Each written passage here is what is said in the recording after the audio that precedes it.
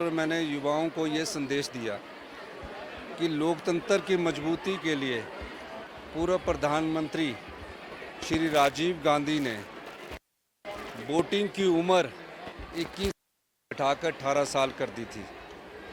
और वो क्यों की थी? ताकि जो हमारी युवा पीढ़ी है वो इस महान लोकतंत्र के पर्व में अपना योगदान दे सके। और युवाओं को कहा कि जिस भी क्षेत्र में आपने जाना है उसमें लक्ष्य तय करिए, लगनशीलता से मेहनत करिए। कोई भी ऐसी चीज़ नहीं है जहां आपके सफलता आपके पाँव चूमेगी। सर, जिस तरह से आपने आत्मनिर्भर हिमाचल की बात की है, क्या कहें?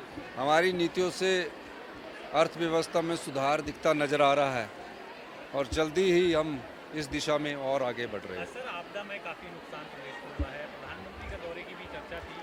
क्या कुछ अभी तक नहीं, मौसम ख़राब के कारण प्रधानमंत्री जी ने का दौरा था। उन्होंने हमारे चीफ सेक्रेटरी साहब से बात की थी, लेकिन मौसम ख़राब की वजह के होने के कारण वो आज आ नहीं सके। तो अब जैसे ही मौसम खुलेगा तो उनके दौरे का आगे भविष्य में पता लगेगा। मदद की भी बात हुई है सेंटर से, क्योंकि देखिए, नुकसान मदद की तो काफ़ी पहले से मेरी बात है और वो लोग हमारे को आज पूरा आश्वासन दे रहे हैं। धन्यवाद। अगर बच्चे बनना चाहते थे तो वो डॉक्टर बनना चाहते थे, इंजीनियर बनना चाहते थे। अब इस संख्या में थोड़ी कमी आई है, लेकिन अच्छा लगा कि आप अपने भविष्य को किसी लक्ष्य को इंगित करके आगे बढ़ना चाहते हैं। सफलता और असफलता आपकी मेहनत पर निर्भर करती है। मैं भी गवर्नमेंट स्कूल से पढ़ा हूं।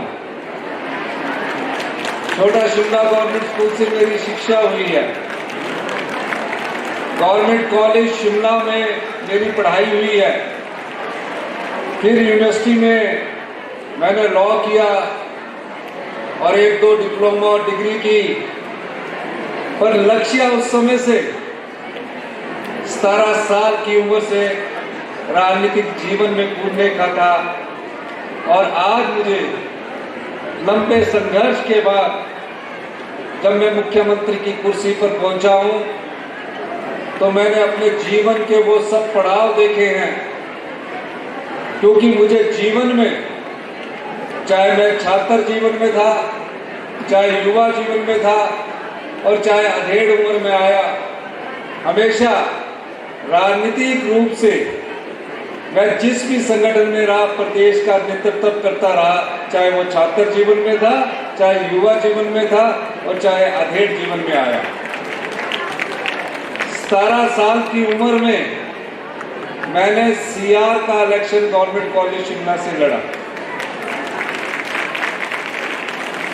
तो प्यारे बच्चों, मैं आपसे ये कहना चाहता हूं कि जिस लक्ष्य की तरफ आपने बढ़ना है, उस लक्ष्य की प्राप्ति के लिए आपकी दृढ़ इच्छा शक्ति होनी चाहिए। आपका काम करने का तरीका हमेशा मेहनत से जुड़ा होना चाहिए। और जो लोग मेहनत करते हैं और लक्ष्य को तय करके आगे बढ़ते हैं, सफलता एक दिन उनके पांव छूती है। ये मैं आपको कहना चाहता हूं। 18 महीने पहले हिमाचल प्रदेश में कांग्रेस की सरकार बनी और मैंने पहले दिन से कहा, जब अधिकारी मुझे राजस्व का लेखा जोखा दे रहे थे, उस समय हमारे पास सरकार चलाने के लिए 1 महीने का वेतन देने के लिए भी पैसे बहुत कम बचे थे। हमने दिन रात मेहनत करके उस आर्थिक चुनौती को पार किया और कुछ फैसले करके आर्थिक चुनौती का में जो सुधार करने चाहिए थे, उस सुधार की दृष्टि से हम आगे बढ़े। और मैंने अपने पहले संबोधन में कहा था कि हम 2027 तक हिमाचल प्रदेश को आत्मनिर्भर हिमाचल प्रदेश बनाना चाहते हैं। भविष्य का हिमाचल क्या होगा, भविष्य की युवा पीढ़ी को क्या देकर हम जाएंगे और भविष्य की युवा पीढ़ी हिमाचल के बारे में क्या समझती है, क्या सोचती है, इस दृष्टि से हमें अमूलचूल शिक्षा के क्षेत्र में भी परिवर्तन करने की जरूरत है।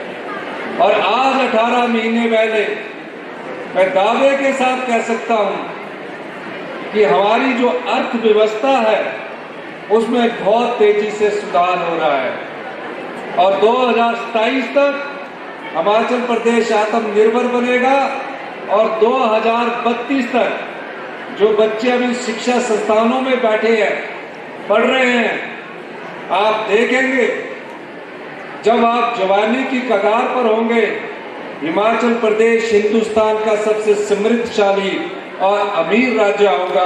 हमारी सरकार इस दृष्टि से कार्य कर रही है। सरकार बनने के बाद हमने अपने लक्ष्य तय किए हैं, कुछ फैसले करने पड़ते हैं। आप देख रहे होंगे दिन प्रतिदिन हम नए नए फैसले कर रहे हैं, चाहे शिक्षा के क्षेत्र में हो, चाहे हेल्थ के क्षेत्र में हो, चाहे इंफ्रास्ट्रक्चर के क्षेत्र में हो, चाहे हिमाचल प्रदेश को किन क्षेत्रों से आय हो सकती है, किन क्षेत्रों से राजस्व को बढ़ाया जा सकता है, उसको हमने इंगित किया है। शिक्षा के क्षेत्र में जो भविष्य की चुनौती आपके सामने आने वाली है, हमने शिक्षा संस्थानों में artificial intelligence, data science, internet of things, machine learning के कोर्स ITI में शुरू करके, पॉलिटेक्निकल में शुरू करके, इंजीनियरिंग कॉलेज में हम शुरू करने जा रहे हैं। ये सारे कोर्स आपको भविष्य की चुनौती से लड़ने की क्षमता प्रदान करेंगे। यही नहीं,